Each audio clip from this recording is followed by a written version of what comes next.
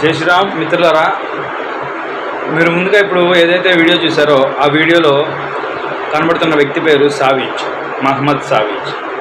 ఈ ఘటన అనేది యూపీలో జరిగింది. అయితే ఆ ప్లేస్లో ఒక కుక్కని పెట్టుకుని అతను కొడతా ఉన్నాడు. వాడు ఎంత మూర్ఖుడు, వాడెంత దరిద్రుడు, ఎటువంటి వాడో మనం చూడొచ్చు.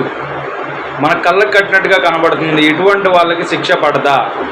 మనుషుల్ని ఏదైనా చేస్తేనే శిక్షించడమా? అయినా మన దేశంలో మనుషుల్ని ఏదైనా చేస్తేనే పట్టించుకునే వాళ్ళు లేరు. అటువంటిది జంతువుల గురించి ఏం మాట్లాడుకుంటామండి.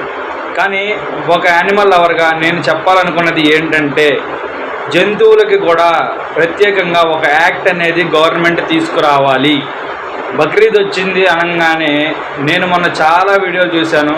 హిందుత్వానికి సంబంధించిన వీడియోలు పెట్టడం మానేశాను ఈ మధ్యన ఛానల్లోని. నేను నా వర్క్ ప్రొఫైల్, నా ప్రొఫెషన్, నా పర్సనల్ లైఫ్ గురించి నేను పక్కకు వచ్చేసాను. కానీ కొన్ని ఘటనలు చూస్తుంటే రక్తం మరిగిపోయి కడుపు రగిలిపోతుంది అన్నమాట.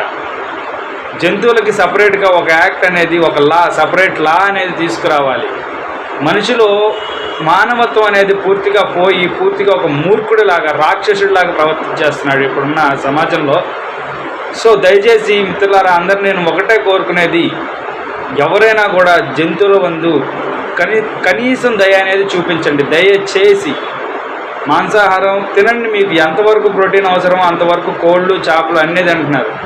కుక్కలను కూడా తినేలాగా ఉన్నాడు. వాడు చూసి, వాడి విధానం చూస్తే ఇంకా ఆవులు ఉంటారా?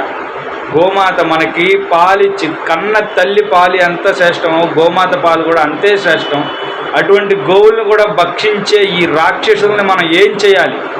వీళ్ళందరికీ సరైన శిక్ష పడాలి అంటే కనుక ఖచ్చితంగా కేంద్ర ప్రభుత్వం ఏదైతే ఉందో ఆ కేంద్ర ప్రభుత్వం గోమాతని జాతీయ జంతువుగా, ఏదైతే బెంగాల్ టైగర్ ఉందో ఆ బెంగాల్ టైగర్ని తీసేసి మన హిందుస్థాన్కి గోమాతను జాతీయ జంతువుగా ఖచ్చితంగా ప్రకటించాలి. అది ఏదైతే బీజేపీ గవర్నమెంట్ ఇప్పుడుందో ఆ బీజేపీ గవర్నమెంట్ మాత్రమే చేయగల పని ఇది. దయచేసి మిత్రులారా, ఈ వీడియో అందరికీ షేర్ చేయండి. ప్రతి ఒక్కరూ ఒకటే నినాదం, గోమాతని జాతీయ జంతువుగా ప్రకటించాలి. అంతేకాకుండా జంతు సంరక్షణ కొరకు ప్రత్యేకమైన లా అనేది తీసుకురావాలి. జై శ్రీరామ్.